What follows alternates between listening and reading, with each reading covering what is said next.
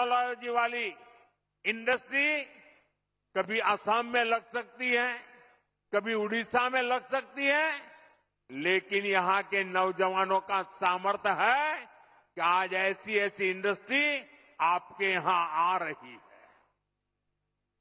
Chip बनाने के लिए ओडिशा में सेमीकंडक्टर पार्क भी बनने जा रहा है। वो दिन दूर नहीं जब छोटी सी चिप जो आपके फोन, टीवी, फ्रिज, कंप्यूटर, गाड़ी, ऐसी अनेक चीजों में अब चिप के बिना उस कोई भी इंस्ट्रूमेंट वो जान ही नहीं रहती, जान चली जाती है। सारी जान उस चिप में ही होती है। और वो छोटी सी चिप जो इन सारे डिवाइसेस में उपयोग होती है, वो अब हमारे ओडिशा में बनेगी। जरा जोर से बोलिए, जय जगन्नाथ। साथियों, हमारा संकल्प है कि चिप से लेकर शिप तक हर चीज में भारत आत्मनिर्भर हो। मैं जरा आपसे पूछना चाहता हूं, आप जवाब देंगे? मैं पूछूं तो जवाब देंगे? पूरी ताकत से देंगे? आप मुझे बताइए, भारत को आत्मनिर्भर होना चाहिए कि नहीं होना चाहिए? भारत को आत्मनिर्भर होना चाहिए कि नहीं होना चाहिए? भारत को आत्मनिर्भर होना चाहिए कि नहीं होना चाहिए? देखिए, हर देशवासी चाहता है कि अब हमारा देश किसी पर निर्भर नहीं रहना चाहिए। हर चीज में भारत आत्मनिर्भर हो। और इसलिए पारादीप से लेकर झारसुगुड़ा तक एक विशाल औद्योगिक क्षेत्र का निर्माण हो रहा है।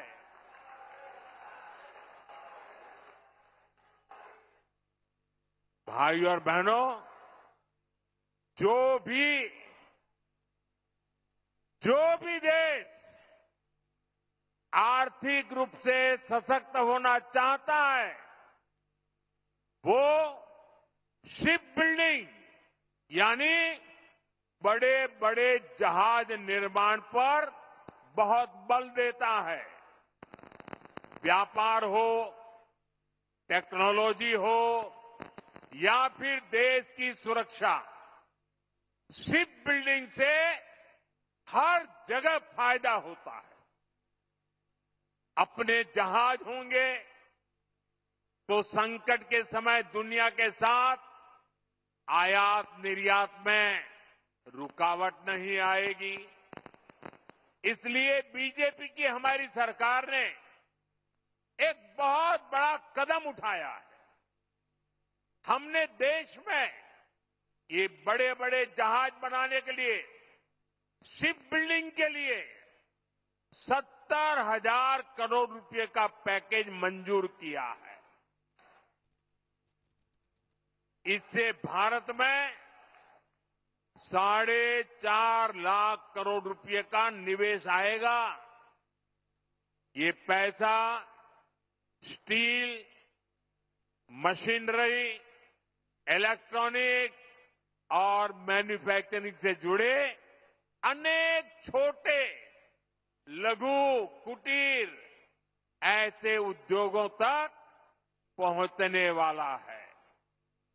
इससे सबसे बड़ा लाभ मेरे नौजवानों को, मेरे देश की बेटे बेटियों को होने वाला है। इससे लाखों नई नौकरियां बनेगी।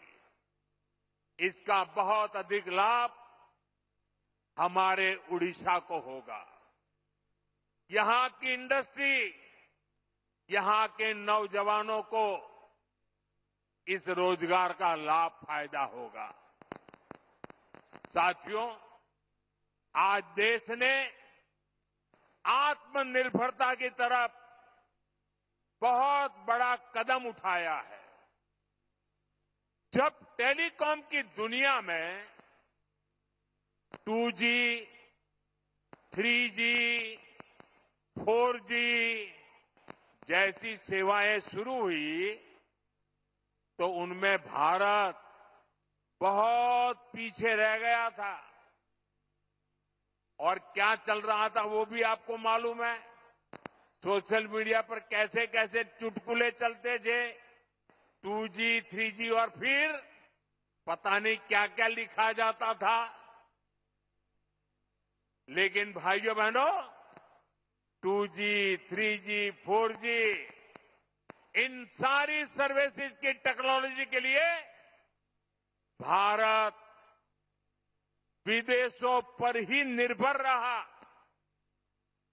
ऐसी स्थिति देश के लिए ठीक नहीं थी। इसलिए देश ने संकल्प लिया कि टेलीकॉम सेक्टर की ये जरूरी टेक्नोलॉजी देश में ही विकसित हो। हमारे लिए गौरव की बात है कि हमारे बीएसएनएल ने अपने ही देश में पूरी तरह स्वदेशी 4G टेक्नोलॉजी विकसित कर ली है। अपनी मेहनत, अपनी लगन, अपनी कुशलता से बीएसएनएल ने नया इतिहास रच दिया है। और मैं इस काम में जुड़े हुए देश के नौजवानों को, उनकी टैलेंट को और भारत को आत्मनिर्भर बनाने के लिए उन्होंने जो बड़ा काम किया है, मैं उन सभी नौजवानों को बहुत बहुत बधाई देता हूं। भारत की कंपनियों ने भारत को दुनिया के उन 5 देशों की सूची में ला खड़ा किया है। सुनिए, अब हम 5 देशों की सूची में आ गए हैं जिनके पास 4G सर्विसेज शुरू करने की पूरी तरह स्वदेशी टेक्नोलॉजी है।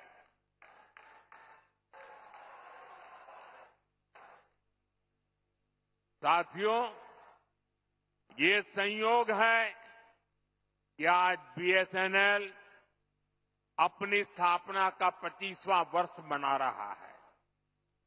और इस ऐतिहासिक दिन बीएसएनएल और उसके सहयोगियों की मेहनत से आज Bharat global telecom manufacturing hub बनने की दिशा में आगे बढ़ रहा है। ये ओडिशा के लिए भी गर्व की बात है कि आज झारसुगुड़ा से बीएसएनएल के स्वदेशी 4G नेटवर्क का शुभारंभ हो रहा है, जिसमें करीब 1 लाख, दोस्तों देश के लिए गर्व होगा, 1 लाख 4G टावर है। ये टावर देश के दूरदराज के क्षेत्रों में कनेक्टिविटी की नई क्रांति लाने जा रहा है। 4G तकनीक के एक विस्तार से देश भर में 2 करोड़ से ज्यादा लोगों को सीधा लाभ मिलेगा। करीब 30,000 ऐसे गांव जहां हाई स्पीड इंटरनेट सुविधा नहीं थी, वहां भी अब ये सुविधा मिलने जा रही है। साथियों, इस ऐतिहासिक दिन का साक्षी बनने के लिए इन हजारों गांव के लोग भी अभी हमारे साथ जुड़े हुए हैं। हाई स्पीड इंटरनेट की सुविधा से ये जो नई टेक्नोलॉजी है ना, उसी के द्वारा वो हमें सुन भी रहे हैं, हमें देख भी रहे हैं। और ये दूर दूर सीमा पर बसे गांव है। और हमारे संचार मंत्री जो इस विभाग को देखते हैं, ज्योतिरादित्य सिंधिया जी भी असम से हमारे साथ अभी जुड़े हुए हैं। साथियों, बीएसएनएल की स्वदेशी 4G सर्विसेज का सबसे अधिक फायदा मेरे आदिवासी क्षेत्रों को होगा, मेरे आदिवासी भाई बहनों को होगा, दूर दराज के गांवों को होगा, दूर सुदूर पहाड़ी क्षेत्रों को होगा। अब वहां के लोगों को भी बेहतरीन डिजिटल सेवाएं मिल जाएगी। अब गांव देहात के बच्चों को ऑनलाइन क्लास लेने में, दूर सुदूर के किसान को अपनी फसल की कीमत का पता लगाने में, किसी मरीज को टेलीमेडिसिन के जरिए आयुष्मान आरोग्य मंदिर से भी देश के बड़े से बड़े डॉक्टर से सलाह लेने में बहुत सुविधा हो जाएगी। इसका बहुत बड़ा फायदा जो सीमा पर तैनात, हिमालय की चोटियों पर खड़े, रेगिस्तान में खड़े हमारे फौजी भाई बहनों को भी होगा। वो अब सुरक्षित कनेक्टिविटी से आपस में बात कर पाएंगे। साथियों, भारत पहले ही सबसे तेज 5G सर्विसेज को रोल आउट कर चुका है। बीएसएनएल के ये जो टावर्स आज शुरू हुए हैं, वो बहुत आसानी से 5G सर्विसेज के लिए भी तैयार हो जाएंगे। मैं बीएसएनएल को, सभी देशवासियों को इस ऐतिहासिक दिन की बहुत बहुत बधाई देता हूं।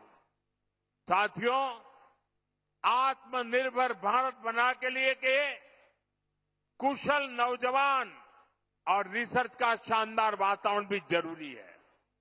इसलिए ये भी भाजपा सरकार की बहुत बड़ी प्राथमिकता है। आज ओडिशा सहित पूरे देश में एजुकेशन और स्किल डेवलपमेंट पर अभूतपूर्व निवेश किया जा रहा है। हम देश के इंजीनियरिंग कॉलेजों और पॉलिटेक्निक को भी आधुनिक बना रहे हैं। इसके लिए आज मेरिट नाम से एक स्कीम लॉन्च की गई है। इस स्कीम के तहत टेक्निकल एजुकेशन देने वाले संस्थानों पर हजारों करोड़ रुपए खर्च किए जाएंगे। इससे हमारे नौजवानों को अच्छी टेक्निकल एजुकेशन के लिए बड़े शहर जाने की मजबूरी नहीं रहेगी। अपने ही शहर में उसे आधुनिक लैब बनाने, ग्लोबल स्किल सीखने और स्टार्टअप शुरू करने का अवसर मिलेंगे। साथियों, देश के हर क्षेत्र, हर वर्ग, हर नागरिक तक सुविधाएं पहुंचाने के लिए आज इतना काम हो रहा है। रिकॉर्ड पैसा खर्च किया जा रहा है। वरना पहले क्या स्थिति थी, ये आप अच्छे से जानते हैं। कांग्रेस आपको लूटने का कोई मौका नहीं छोड़ती थी। साथियों, 2014 में जब आपने हमें सेवा का मौका दिया, तो हमने देश को कांग्रेस के इस लूट तंत्र से भी बाहर निकाला। भाजपा सरकार में अब डबल बचत और डबल कमाई का दौर आया है। जब देश में कांग्रेस की सरकार थी, तब हमारे कर्मचारी, व्यापारी और कारोबारी सिर्फ 2 लाख तक की अगर कमाई कर लें, 2 लाख की कमाई कर लें साल भर की, तो भी उनको इनकम टैक्स देना पड़ता था। ये कांग्रेस ने 2014 तक चलाया। लेकिन आज जब आपने मुझे सेवा का मौका दिया, 12 लाख रुपए तक की सालाना कमाई पर 1 रुपया भी टैक्स नहीं देना पड़ता।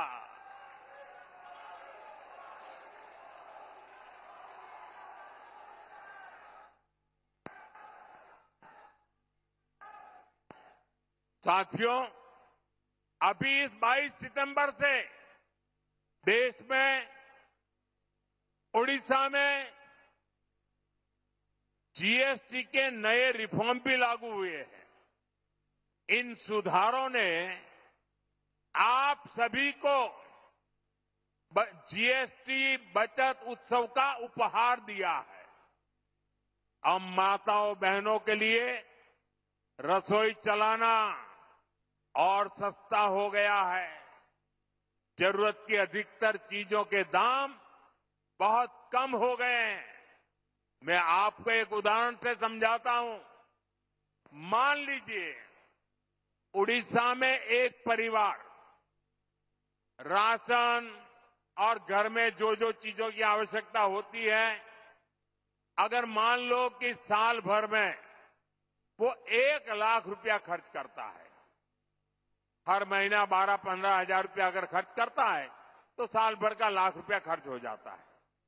2014 से पहले कांग्रेस की सरकार, अगर आप 1 लाख रुपया खर्च करते थे तो 25,000 रुपया, 20 से 25,000 रुपया टैक्स ले लेती थी। यानी 1 लाख रुपया आपको 1.25 लाख रुपया देना पड़ता था। साल 2017 में हमने पहली बार जीएसटी लाए और उसमें हमने आप पर का बोझ काफी कम किया, टैक्स कम किया। और हम दोबारा जीएसटी रिफॉर्म करके लाए। अब भाजपा सरकार ने इसको बहुत कम कर दिया है। अब 1 लाख रुपए के सालाना खर्च पर एक परिवार को सिर्फ 5-6 हजार रुपये ही देने होंगे। अब बताइए कहां 25,000 और कहां 5-6 हजार। कांग्रेस राज की तुलना में आज सालाना 1 लाख रुपए के खर्च पर हमारे गरीब सामान्य मध्यम वर्ग के परिवारों की 20-25 हजार रुपए की बचत पक्की हो गई है। साथियों, हमारा उड़ीसा किसानों का प्रदेश है। किसानों के लिए भी जीएसटी बचत उत्सव बहुत शुभ है।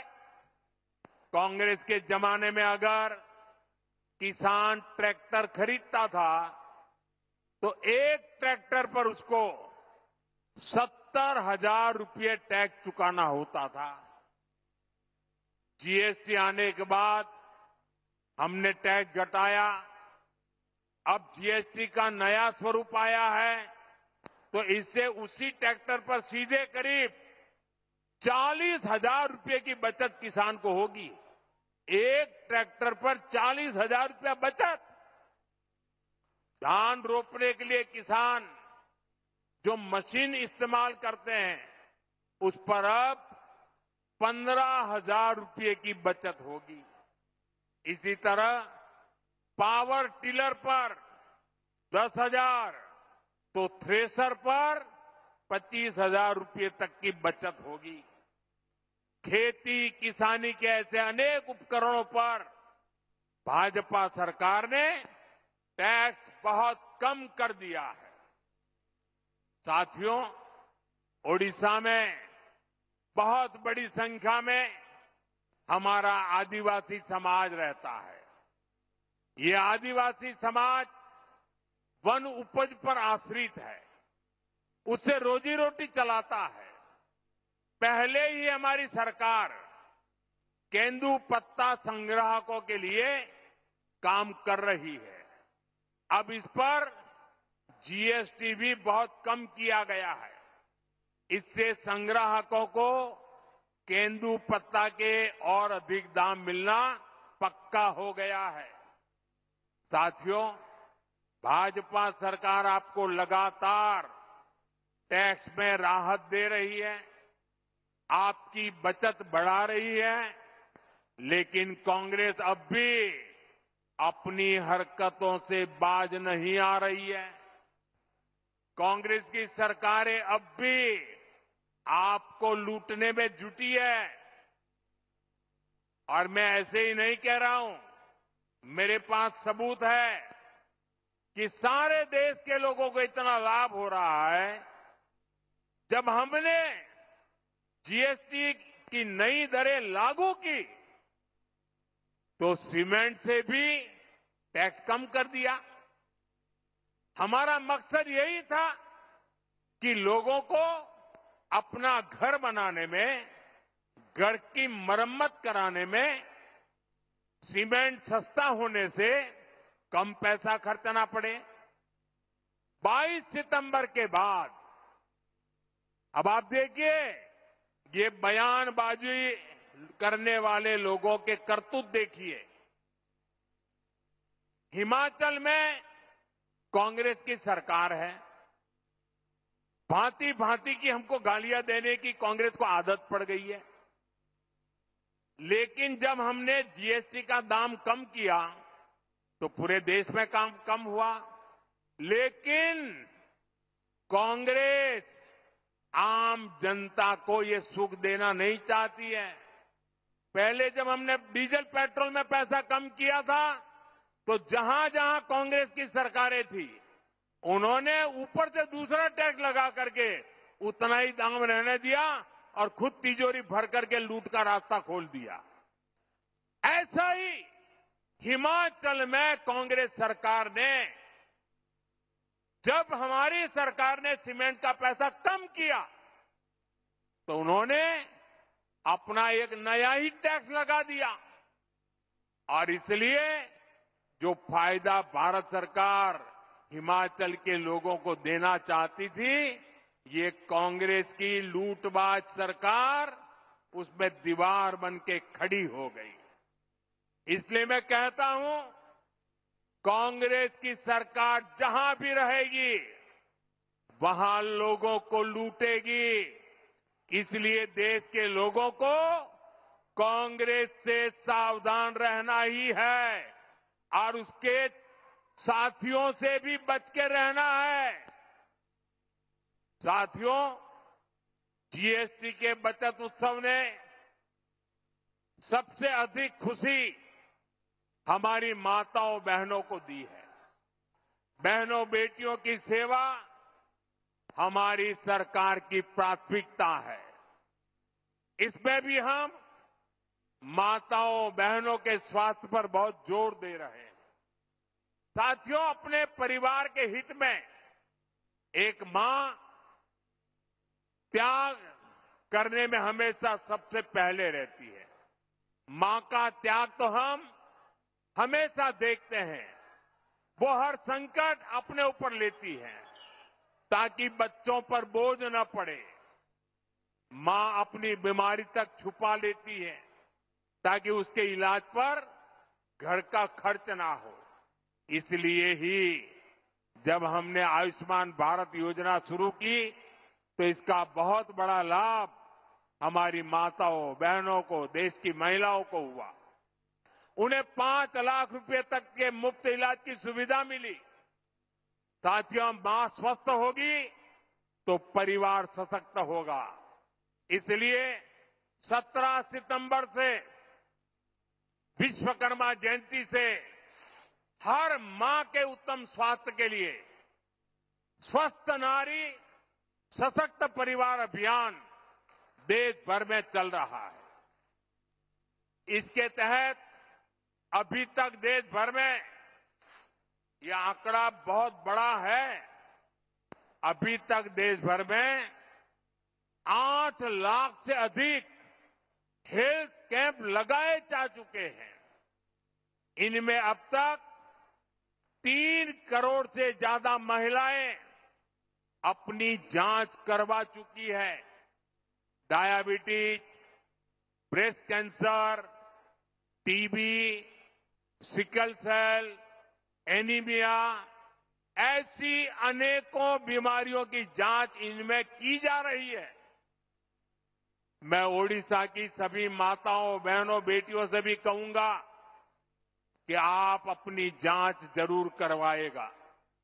साथियों, देश और देशवासियों के सामर्थ्य को बढ़ाने के लिए भाजपा समर्पण भाव से हमारी सरकारें निरंतर काम कर रही है। चाहे टैक्स में कमी हो या फिर आधुनिक कनेक्टिविटी, हम सुविधा और समृद्धि का रास्ता बना रहे हैं। इससे उड़ीसा को बहुत फायदा हो रहा है। ओडिशा में आज 6 वंदे भारत ट्रेनें चल रही है। करीब 60 रेलवे स्टेशनों का आधुनिकीकरण किया जा रहा है। झारसुगुड़ा का वीर सुरेंद्र राय एयरपोर्ट आज देश के कई प्रमुख शहरों से जुड़ चुका है। मिनरल्स और माइनिंग से अब उड़ीसा को कहीं अधिक पैसा मिल रहा है। सुभद्रा योजना से भी ओडिशा की माताओं बहनों को निरंतर सहायता मिल रही है। हमारा ओडिशा प्रगति पथ पर सवार हो चुका है।